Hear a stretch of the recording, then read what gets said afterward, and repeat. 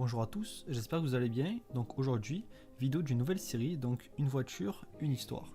Le but de cette série, ce sera de vous raconter l'histoire d'une voiture en particulier, donc qui me tient à cœur, que j'apprécie particulièrement. Donc ça peut partir de la conception de la voiture, pourquoi elle a été créée, et ensuite on va raconter son histoire et pourquoi elle est mythique. Et comme vous avez pu voir dans le titre, on va parler aujourd'hui de la Lancia 037.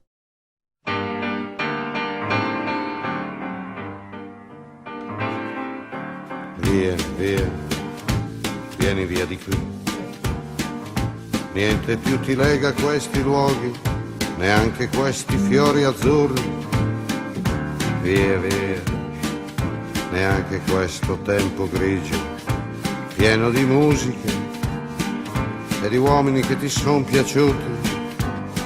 It's wonderful, it's wonderful, it's wonderful. Good luck, my baby, it's wonderful, it's wonderful, it's wonderful. I dream of you, chips, chips.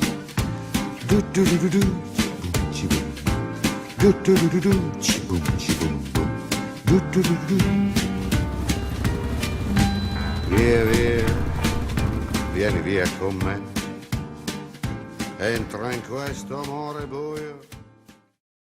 Lancia est un constructeur automobile italien créé par Vincenzo Lancia. Lancia a toujours brillé dans les rallyes, donc grâce à la Lancia Fulvia Coupé, qui fera remporter à Lancia le championnat international des constructeurs en 1972, donc bien avant que le championnat WRC soit créé, ce qui mettra fin à la dominance des tractions qui dominaient le championnat à l'époque.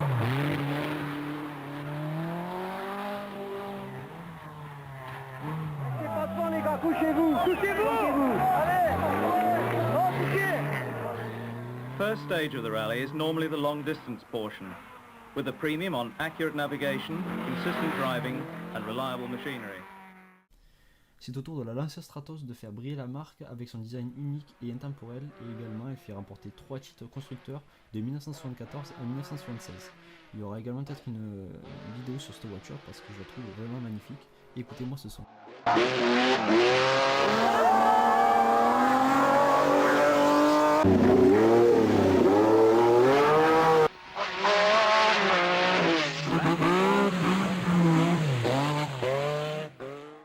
Nous nous retrouvons donc dans les débuts des années 80 et la mission et l'ambition de remporter le championnat du monde des rallyes pour le groupe Fiat revient à Lancia, oui parce que Fiat a racheté un Lancia en 1969 et après que la Stratos et la Fulvia Coupé aient brillé en rallye, ce sera au tour de la Fiat 131 Abarth Rally qui va prendre le relais donc de 1977 à 1978. Avec l'arrivée du fameux groupe B en 1982, Lancia va essayer de tenter de revenir sur le devant de la scène avec la Lancia 037. Cette voiture elle est conçue spécialement pour le rallye pour pouvoir gagner le championnat et avec l'entente du groupe B, le constructeur devait produire 200 voitures pour obtenir l'homologation. Elle va vite voir le jour et pouvoir se battre aux côtés de la fameuse Audi Quattro. Elle est présentée au salon de Turin en 1982.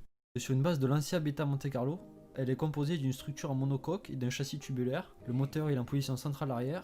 Les freins, c'est des Brembo 4 pistons. Elle possède aussi double amortisseur de chaque côté. Et en plus, cerise sur le gâteau, la carrosserie, elle est dessinée, elle est produite par Pininfarina. Donc Pininfarina, pour ceux qui ne connaissent pas, c'est un set designer italien. Cette auto, quand elle sort, elle est vraiment au top. On ne peut pas mieux faire. Parce qu'en plus, sous le capot, il y a quoi? Il y a un 4 cylindres en alu de 2 litres. 4 soupapes et un turbocompresseur. Ça lui offre 281 chevaux, donc ça c'est pour la version rallye, et 205 chevaux pour la version stradale. Pour ses débuts en rallye en 1982, donc ça va être principalement des rallyes locaux en Italie, la 037 elle va découvrir des problèmes mécaniques assez fréquents, comme la cage du moteur, la boîte de vitesse. Donc ce sont des problèmes assez fréquents quand on lance une nouvelle voiture et qu'on ne connaît pas encore ses faiblesses. Donc du coup, pendant un an, ces rallyes là ils vont permettre de fiabiliser la voiture pour qu'elle soit compétitive et prête en 1983. Donc en 1983, les résultats ne se font pas attendre car elle se classe directement première et deuxième du rallye Monte Carlo, donc elle réalise un doublé. Et le rallye Monte Carlo est réputé pour ses difficultés, notamment parce que c'est le rallye le plus dur du monde. Donc elle se fait aussi remarquer parce qu'elle va aussi arborer la fameuse et livrée Martini Racing, vraiment typique des Lancia qu'on va retrouver après sur la Delta S4 et sur la Delta Intégrale. Malgré qu'elle soit qu'en 2 roues motrices et que ses concurrentes, donc l'Audi Quattro la plus performante, est en 4 roues motrices, donc il y a un énorme avantage, elle va quand même réussir à gagner le championnat constructeur de cette année. Donc ça va être une très très bonne performance. Et donc ce qui marque la fin des 2 roues motrices, parce que cette Lancia là, la 037, c'est la dernière voiture 2 roues motrices propulsion qui va gagner un championnat WRC. Cependant, Lancia ne perd pas espoir et donc ils vont faire une évolution de la 037. Elle va apparaître en 1984, donc la 037 Evo. Donc pour augmenter la cylindrée à 2 litres 1, donc elle passe de 2 litres à 2 litres 1 et sa puissance jusqu'à 325 chevaux, c'est énorme. Mais bon, ça va pas être suffisant, je vous le dis, parce qu'on peut rien faire face à une Audi Quattro qui elle aussi évolue, donc qui gagne des chevaux, qui se fiabilise, etc. Et donc là, la différence va être trop importante. Puis en plus, une nouvelle concurrente va voir le jour, donc c'est la fameuse Peugeot 205 Turbo 16, qui elle aussi est en 4 roues motrices. Et malheureusement, Lancia va voir ses espoirs définitivement se volatiliser. Mais bon, c'était mal pour un bien, car une nouvelle Lancia va remplacer la 037. C'est la Lancia Delta S4, la fameuse, équipée cette fois-ci de 4 roues motrices pour pouvoir rivaliser avec les Peugeot et les Audi. Mais ceci est une autre histoire.